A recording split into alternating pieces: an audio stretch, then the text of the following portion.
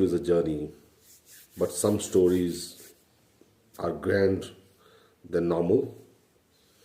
ऐसे ही एक शख्स की हम बात करेंगे जो शायद जम्मू कश्मीर के सबसे बड़े कदावर नेता थे। लोगों ने उनके रहते रियलाइज किया या ना किया, और शायद जो उनको जानते थे वो मेरी इस बात से बिल्कुल एग्री करेंगे।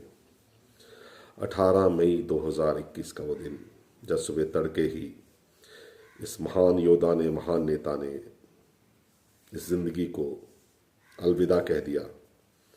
वो नाम था प्रोफेसर चमन लाल गुप्ता, जो देश के रक्षा राज्य मंत्री रहे, उससे पहले सिविल एविएशन मिनिस्टर रहे। पर ये बात उनको डिफाइन नहीं करती। बात ये थी कि जनसंघ और भारतीय जनता पार्टी जब अपने स्ट्रगल कर रही थी JNK में, when it was a one table 3 कुर्सी party, when no one ever believed that they could ever come to power, when they eventually did under Atal Bihari Vajpayee, he went on to become a minister.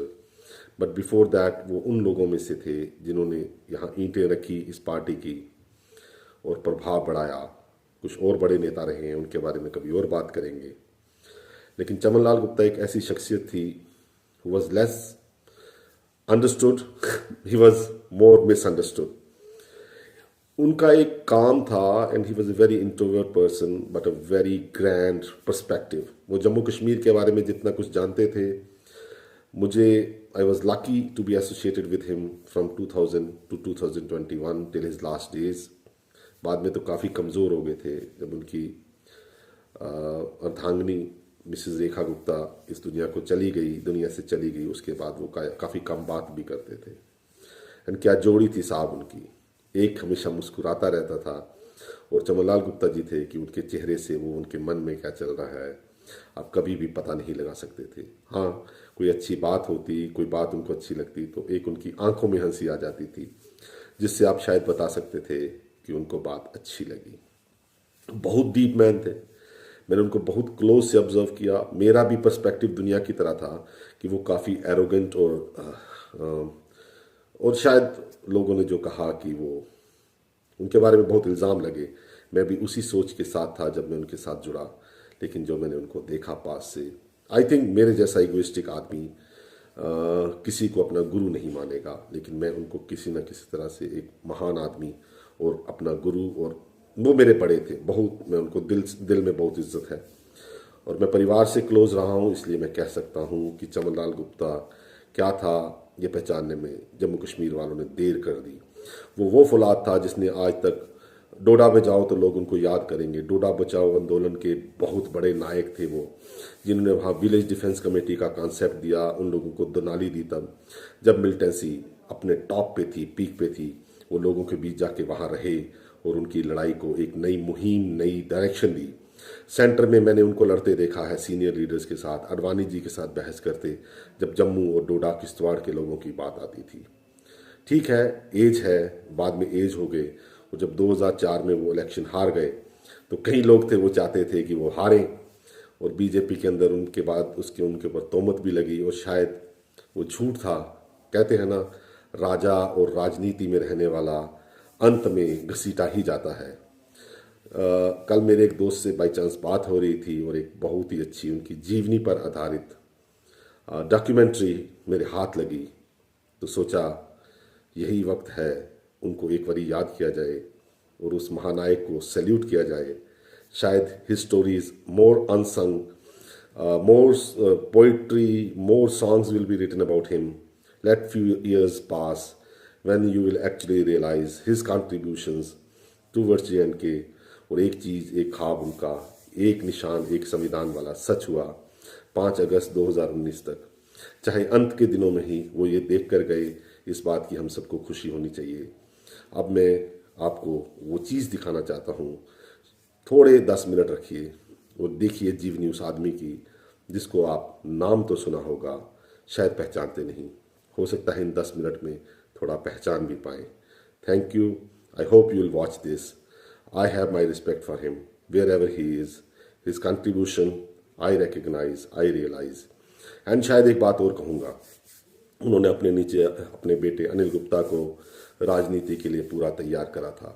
ये भाग्य की कहिए कि भाजपा उस चीज़ को समझ नहीं पाई और बाद में शायद अनिल गुप्ता खुद ही बैक सीट ले गए और फिर हाल ही में वो सेहत भगवान करे उनकी अच्छी रहे, लेकिन I think BJP missed a trick here, his son would have been a good leader for Jammu and Kashmir, but वो पार्टी की बात थी, उससे आगे चलते हैं।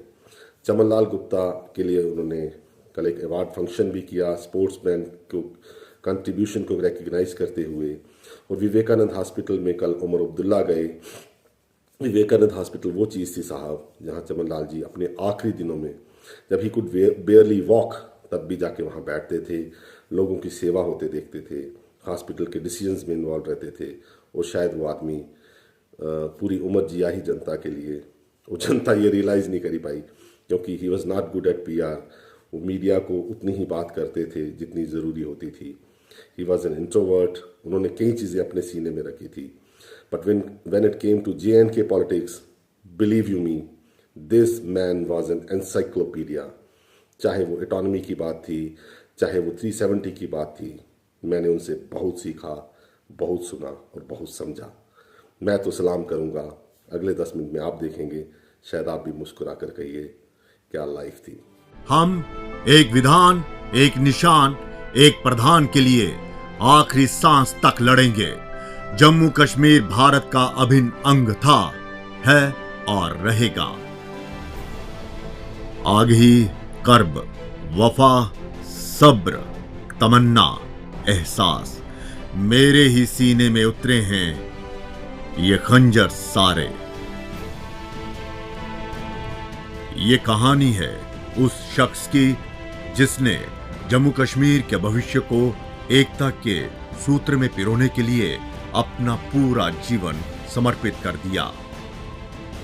13 अप्रैल 1934 को जन्मे चमनलाल गुप्ता एक ऐसा नाम जो राष्ट्रभक्ति की मिसाल बना। संघर्षों का दौर हो या राष्ट्र के लिए कुर्बानियों का सिलसिला, चमनलाल गुप्ता ने कभी अपनी विचारधारा से समझौता नहीं किया। 1950 के दशक में जब पूरा देश लोकतंत्र की ओर बढ़ रहा था, जम्मू कश्मीर में अलग विधान और प्रावधानों ने एक नई लड़ाई को जन्म दिया।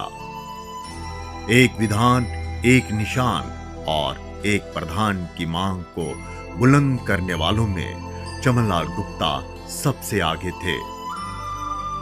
1952-53 में students national association Jammu Kashmir के जनरल सेक्रेटरी रहते हुए उन्होंने प्रजा परिषद मूवमेंट में 34 दिनों की भूख हड़ताल की।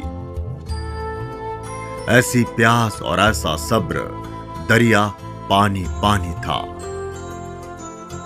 चमनलाल गुप्ता उन नेताओं में थे जिन्होंने तिरंगे की शान के लिए जेल की सलाखों के पीछे मुश्किल दिन बिताए।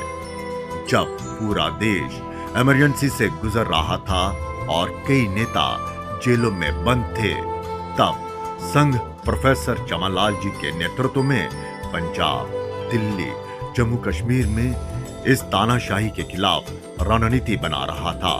पुलिस इन्हें गिरफ्तार करने के लिए कभी इनके घर तो कभी उनके करीबियों के घरों पर छापेमारी करती, लेकिन प्रोफेसर साहब कभी भी उनकी गिरफ्त में नहीं आए और पुलिस को गच्चा देते रहे। फिर ऐसा भी वक्त आया जब तत्कालीन प्रधानमंत्री इंदिरा गांधी को इमरजेंसी हटानी पड़ी। जहां तक राजनीतिक जीवन और संघर्षों का ताल्लुक है, तो गुप्ता जी ने राजनीतिक जीवन की पाठशाला प्रजा परिषद को बनाया और जनसंघ से लेकर भारतीय जनता पार्टी में अपनी राजनीतिक क्षमता से जम्मू कश्मीर में पार्टी की जड़ों को खाद, माटी और पानी से तब तक सींचने का काम किया जब तक भारतीय जनता पार्टी सूबे में वट वृक्ष नहीं बन गई। कौन भूला होगा 90 का वो दशक जब पूरी घाटी आतंकवाद के खौफ के साए में थी। डर और खौफ से कश्मीरी पंडितों ने घाटी से पलायन किया। इसी आतंकवाद का साया जम्मू संभाग पर भी मंडराया।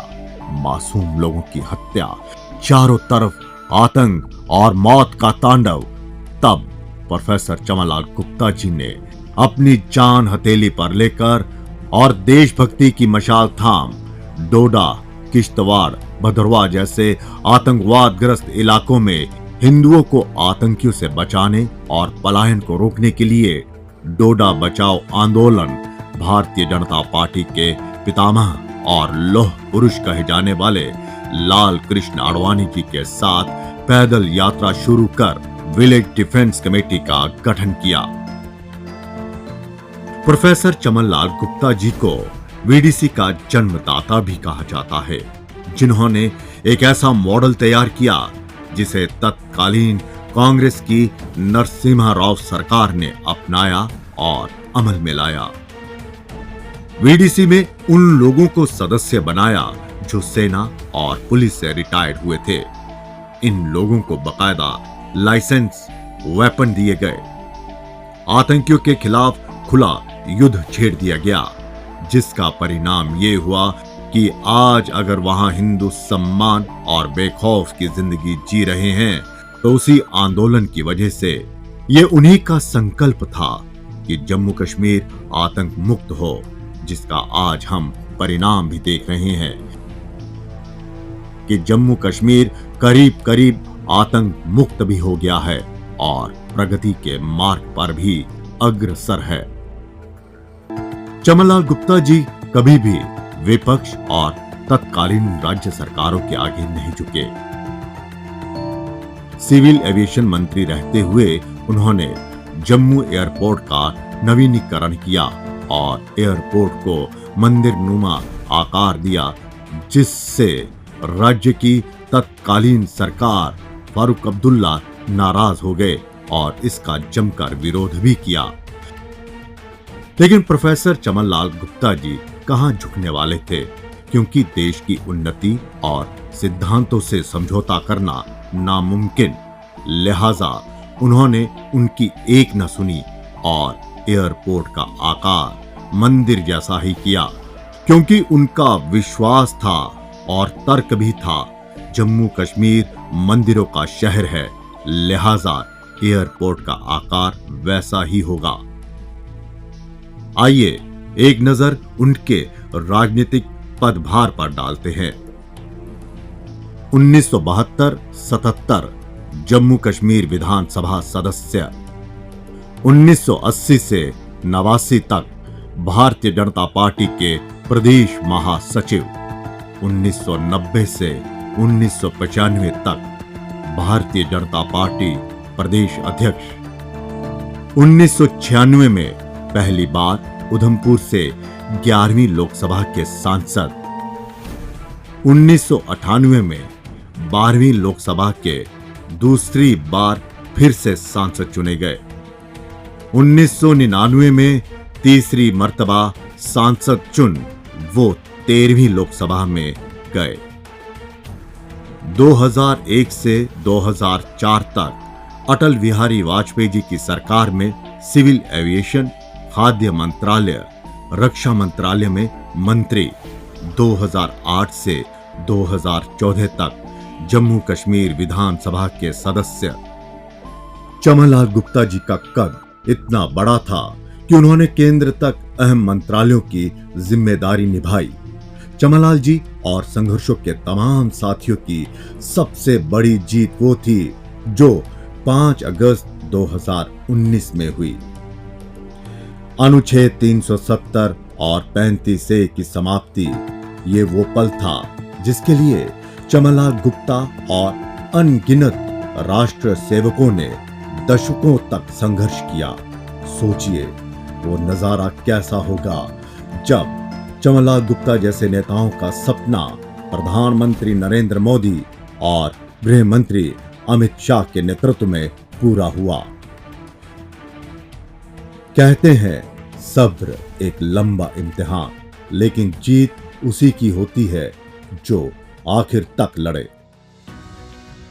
चमनलाल गुप्ता सिर्फ एक राजनेता नहीं थे, बल्कि वो एक विचारधारा के संरक्षक भी थे। उनकी किताबें संसद में जम्मू कश्मीर, संसद में 1.5 वर्ष और आर्टिकल 370 ए थॉर्न आने वाली पीढ़ियों को सिखाएंगी कि राष्ट्र के लिए कैसे लड़ना है। उनकी इस शिक्षा ने उन्हें एक बौद्धिक योद्धा बनाया।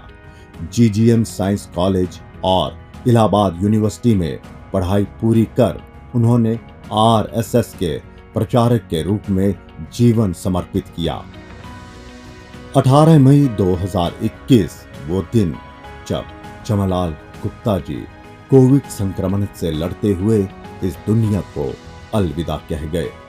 उनके निधन से जम्मू कश्मीर और पूरे देश ने एक सच्चे राष्ट्रभक्त को खो दिया, लेकिन उनकी विरासत आज भी जिंदा है। आज चमनलाल गुप्ता जी के नाम पर कबड्डी स्टेडियम का नाम रखना और खेलों को बढ़ावा देना उनके विचारों को आगे बढ़ाने जैसे युगांतरी कदम उठाए जा रहे हैं। सूबे के उपराज्यपाल मनोज सिन्हा जी भी स्वर्गीय चमनलाल गुप्ता जी के 11वीं और 13वीं लोकसभा में सहयोगी रहे हैं। माननीय उपराज्यपाल मनोज सिन्हा जी के नेतृत्व में प्रदेश का सर्वांगीण विकास हो रहा है।